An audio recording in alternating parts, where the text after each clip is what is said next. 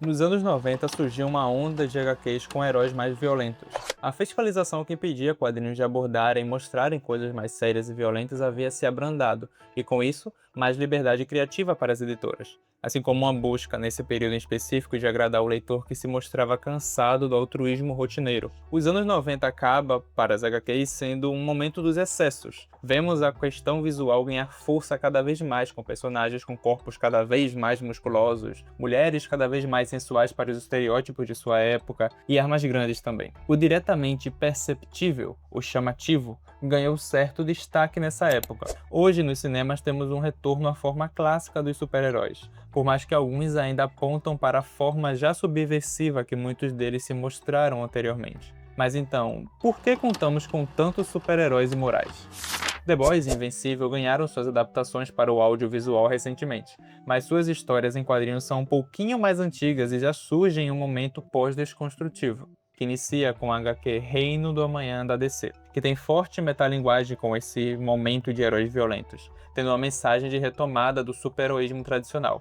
O fim desse período dos anos 90 normalizou as histórias não mais para os excessos cafonas, mas sem abdicar das tramas mais corajosas e ambíguas de antes. As histórias se remodelaram de volta à valorização do heroísmo, aceitando também a subversão. Por isso o período de Bendis das histórias da Marvel mostra isso tão claramente. As histórias com teor mais cinematográfico e político de certa forma, além de tramas complexas e que emaranhavam muito bem o núcleo principal do universo que na época se tornou os Novos Vingadores. É definitivamente a minha fase favorita dos quadrinhos da Marvel, apesar de algumas coisas questionáveis também. O universo Ultimate surge nessa época, e apesar de descaradamente ser super-herói, ele acaba abordando a realidade de forma bem mais ácida, o que faz muitos hoje olharem suas histórias como não a versão realista dos super-heróis clássicos, como se pretendia, mas como um exagero quase satírico e de mau gosto, boa parte das vezes. Definitivamente, o início dos anos 2000 tem esse teor de experimentação de como eles poderiam contar suas histórias de super-heróis, assim como o modernismo tem na literatura, por exemplo. Esse início com um forte teor experimental para testar novas ideias, mas as coisas foram se acalmando e eles foram aprendendo com o tempo. E no cinema vemos algo bem análogo a isso hoje. Alguns anos atrás o cinema de super-heróis apostava em uma pegada mais séria e, na medida do possível, realista de seus heróis, o que leva a um X-Men bem pé no chão e sem os exageros de viagens malucas que eles tinham nos quadrinhos, a um Homem de Ferro que não carrega nada das ideias míticas medievais de cavaleiros e magias das novelas e contos medievais, e um Superman de roupa escura que parece sempre triste e nada muito esperançoso. E não é a minha intenção aqui questionar a qualidade dessas adaptações, mas sim mostrar que após uma fase inicial majoritariamente galhofa, o cinema abraçou a versão realista desses heróis de forma bem mais heróico-amadurecidas que certas experimentações dos anos 2000. Isso culmina em tentativas de adaptar histórias ainda mais brutais de heróis, chegando até a adaptações de Invencível e The Boys, para só então, com a consolidação dos super-heróis como gênero no cinema, e seu declínio também, surgiu um certo movimento de retomada do heroísmo clássico aqui também. Óbvio, não vamos esquecer que essa retomada tem fins econômicos. É uma tentativa de atrair de novo o fã para algo próximo aos quadrinhos. Isso fica bem descarado ao ver o quão diferente Um Novo Dia é em comparação com a trilogia anterior e a diferença entre o novo Superman para o Superman do Snyder. Mas para além dos motivos das empresas, há uma demanda vinda dos fãs, demanda embasada no que essas pessoas sentem que querem nessas obras e como dialogam com seu conteúdo.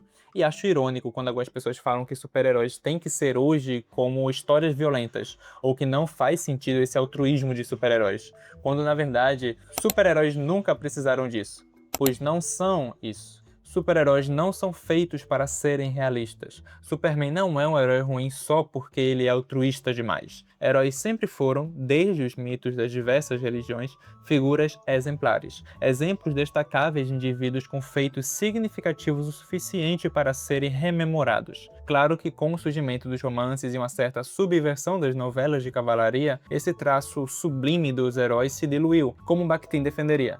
O romance apresenta múltiplas vozes, múltiplas perspectivas sociais, múltiplas realidades. É claro que essa caracterização do romance como gênero por Bakhtin é filosófica e datada, meio que muitas obras da época dele pra cá passaram a contar com esses elementos e se enriqueceram ainda mais. Então, os heróis literários modernos, isto é, Os protagonistas de obras de gênero épico modernas acabam se distanciando do fator de esse cara é um exemplo a ser seguido ou é importante para a nossa história. Hoje em dia, a definição dada por Bakhtin em sua teoria do romance não abrangeria só os romances, mas é notável como o surgimento do primeiro super-herói retoma esse discurso social e, naturalmente, também político-ideológico, que envolvia os heróis mitológicos e épicos clássicos. O super-herói é naturalmente separado do homem mundano, pois encarna ideais morais de seu povo. Ele serve para ser, aos jovens, a figura a ser alcançada, por mais que dificilmente 100%.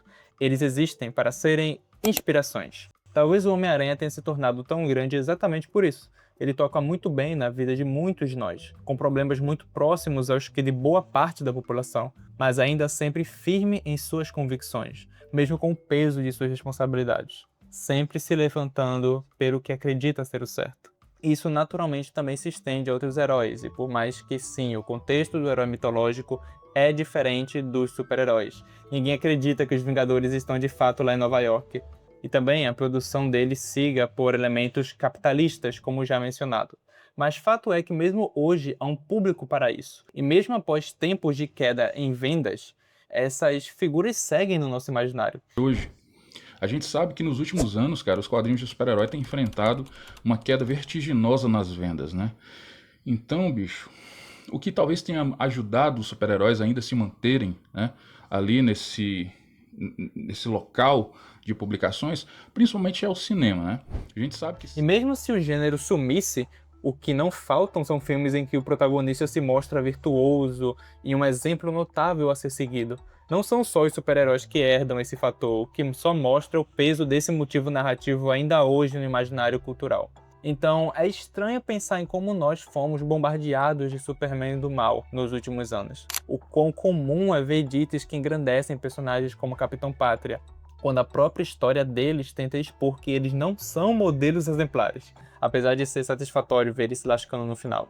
Isso é só parte da estética da recepção, que é a corrente crítica que interpreta produções artísticas e midiáticas pela interpretação dos consumidores, e não puramente pela vontade do autor. A teoria da recepção visa entender como um texto consegue ser reinterpretado pelo público, mesmo que essa interpretação seja diferente da que tiveram no passado, ou diferente da proposta pelo autor. O exemplo mais famoso é Tropa de Elite e, talvez um recente, seja Coringa, consequências que visam destacar ainda mais o que as obras primeiras queriam dizer. Apesar de Coringa Delírio A2 fazer isso de um jeito que, bom, desagrada bastante a experiência do momento, mas servem para pelo menos chatear o pessoal que paga de anarquista usando o edit do Coringa no Instagram. Mas enfim, não há problemas em termos histórias subversivas de super-heróis. A pluralidade sempre é interessante, mas só mostra um fenômeno curioso do florescer dos anti-heróis de super-heróis de novo. E o que vocês acham disso?